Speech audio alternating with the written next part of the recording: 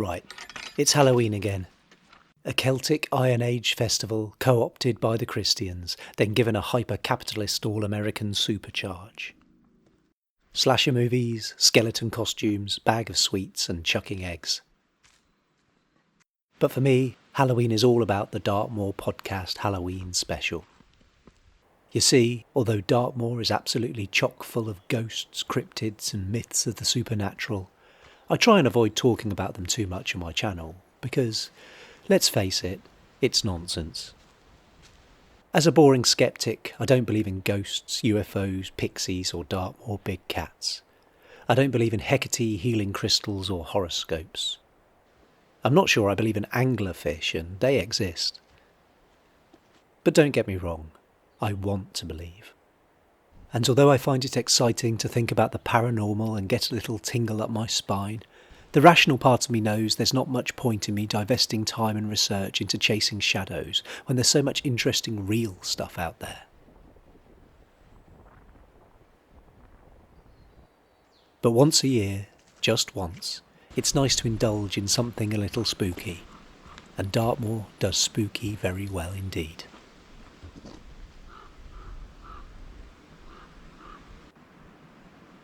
Welcome back to the Dartmoor podcast.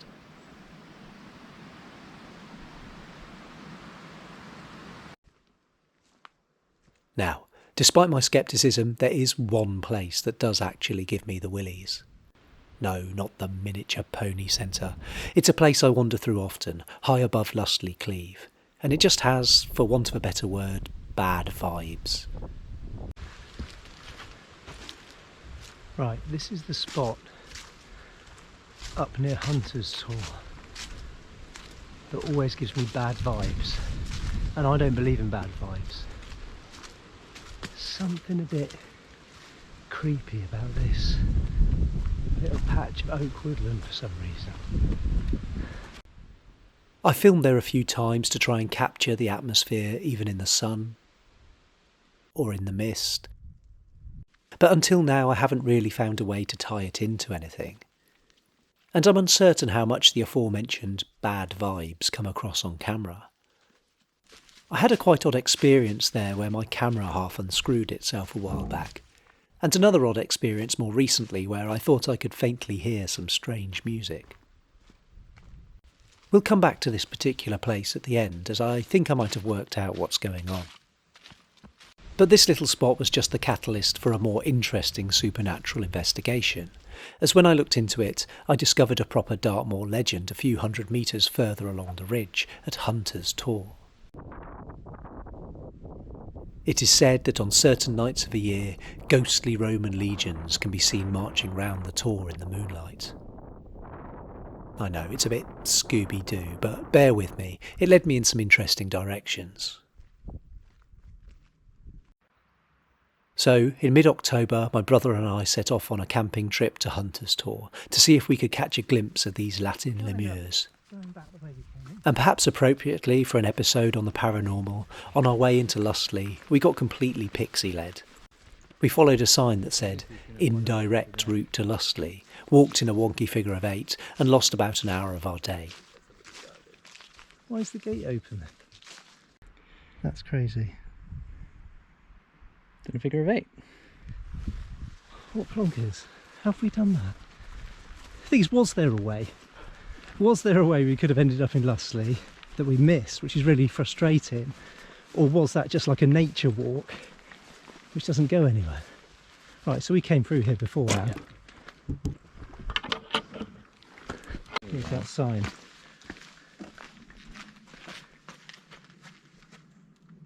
The fact that it says Lustley indirect implies that you can get to Lustley that way though. So we definitely missed something. It's like when alien abductions and people go missing for like an hour. That's basically what just happened to us. We just appeared in the same place, having the same conversation like an hour later.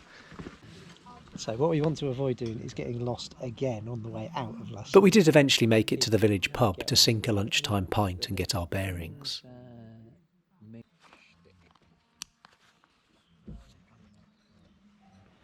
Lustley itself was actually quite an eerie place on this October afternoon. Other than the pub, it was oddly deserted, And the stillness of the village, combined with the stillness of the weather and that low autumn light, really set the tone for what was to come.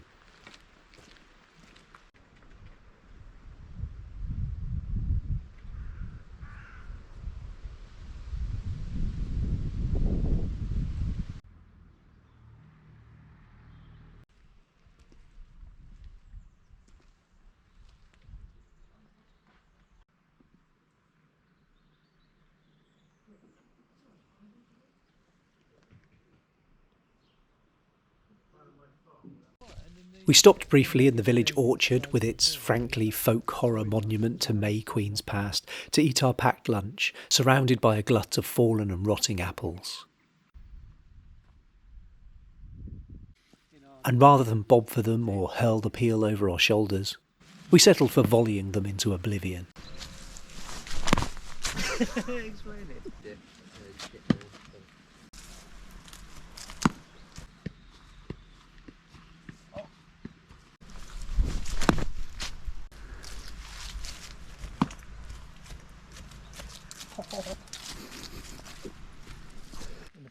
Silliness out of our system, it was time for the steep climb through the woods up to Hunters Tor.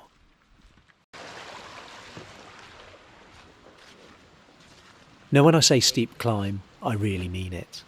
Hunters Tor is the site of an Iron Age Hillfort, the operative word being hill, and there is no way up there that doesn't include a long and arduous climb. And I expect that the myth of Roman ghosts somehow stems from the presence of this fort. After all, it would have been operational at the time that the Romans reached the West Country in about 50 AD. And it's rather exciting to imagine the Roman soldiers slogging up this high hill and engaging in bloody combat with the ferocious Celts entrenched on its summit.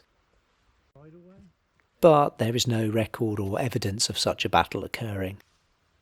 In fact, what makes the legend of Hunters Tor's ghostly legions rather strange is that the Romans seem to have avoided Dartmoor almost completely.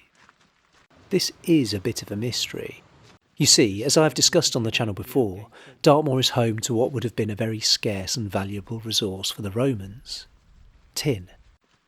Tin is essential in the production of bronze, and although Roman weaponry of the time would have advanced to iron, bronze would still have been a very useful alloy for all sorts of everyday or decorative items.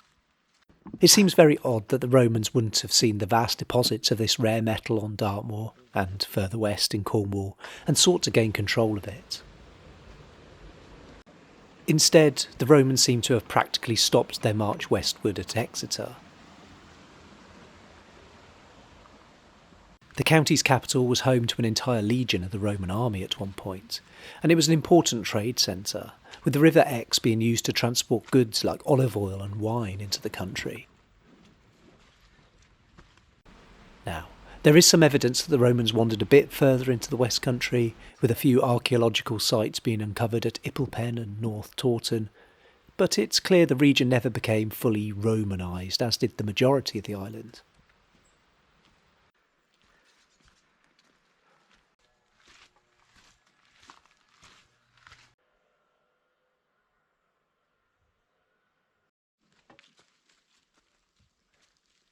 James and I walked past Donkey's Cave, the impressive views at Tor, along the spooky wall I mentioned earlier, past Heart and Chest, and came out at the site of the fort.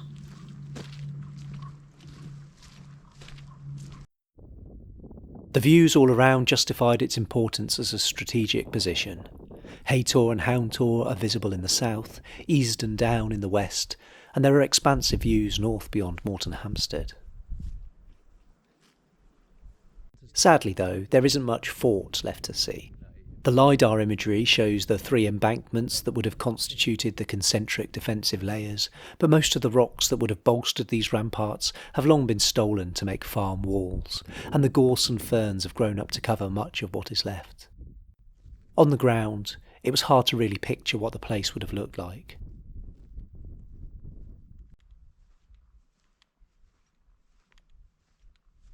So, estimating at best as we could that we were inside the fortification, we put up our tents and tried to stave off the attention of some naughty ponies.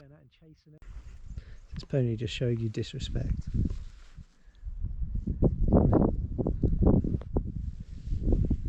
Yeah. edge in closer, naughty ponies.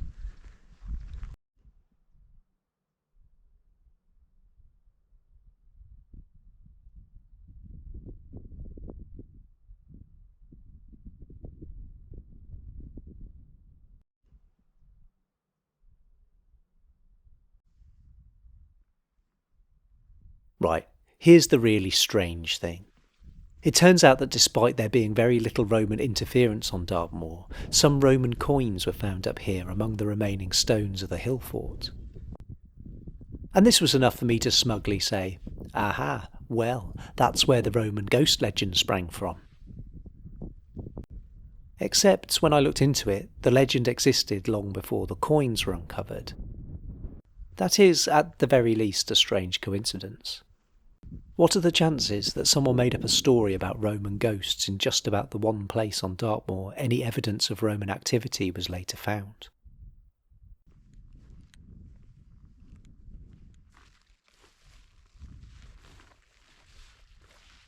It was a lovely October evening, and the air was full of the sound of meadow pipits as they searched for roosting spots on the gorsy hilltop. And we were even treated to our first flock of redwings for the year as they arrived for the winter months. The unlikely coincidence of the Roman coins and Roman ghosts gave some credibility to the possibility of a supernatural visitation. The sun went down, and a dramatic yellowy moon, that was in no substantial way captured by my GoPro, rose in the east. We were also treated to a brief visit from a barn owl, which seems to be a welcome staple of Dartmoor podcast Halloween specials. Sadly, I didn't catch him on camera as I did back in 2022. Anyway, we ate our dinner, chatted over a few cans of beer, and decided to get an early night. There was a storm coming in the early hours of the morning, and this was potentially much scarier than the spectres of some ancient Italians. I took a brief wander around the dark hilltop, but, as expected, didn't bump into any ghosts. In the dark, I suppose, some of these granite blocks could look a bit like an armoured soldier, if your mind was wont to play tricks on you. As I said before, though, there is literally no evidence that any Romans came here, let alone that a battle was fought.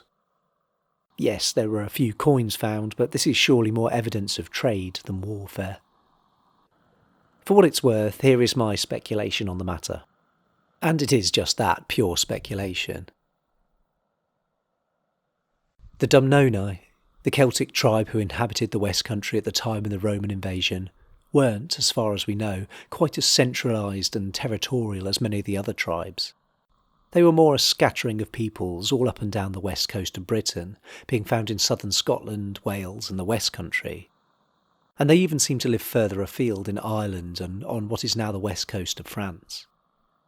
Perhaps, by the time the Roman armies reached Exeter on this provincial peninsula of our great island, the Dumnoni had seen that the invaders were not to be messed with.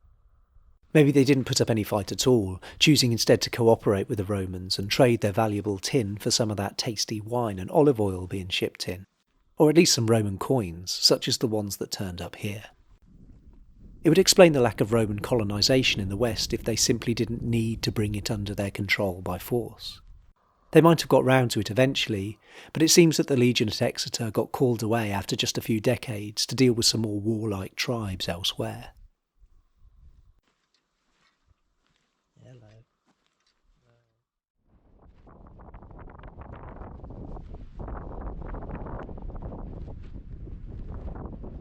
Anyway, that storm came in as expected. At around 3:30 in the morning, tents flapping and the drizzle starting, realising that we wouldn't be getting much more sleep anyway, Beardy Brother and I decided to beat a tactical retreat back towards Bovey, rather than spend however many hours holed up and miserable under our tarps. And it made for a rather spooky and dramatic hike through the woods in the blackness of a stormy October night. Not something you experience every day.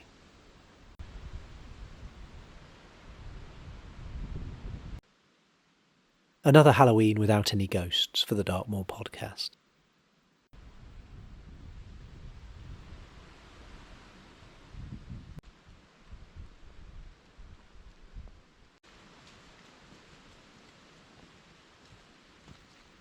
Oh, I said I'd talk about the spooky spots.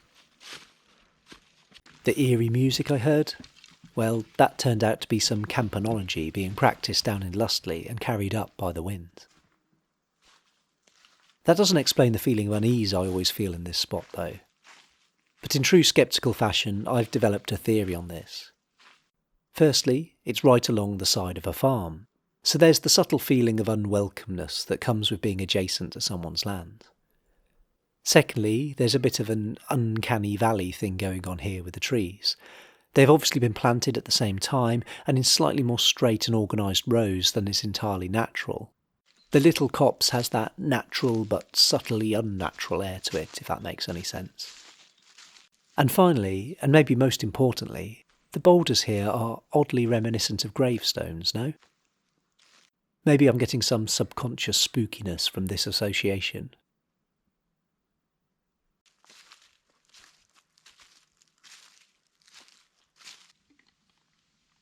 Or, of course, maybe the place is haunted, and my animal instincts are unsuccessfully screaming at me to get out of there before something terrible occurs.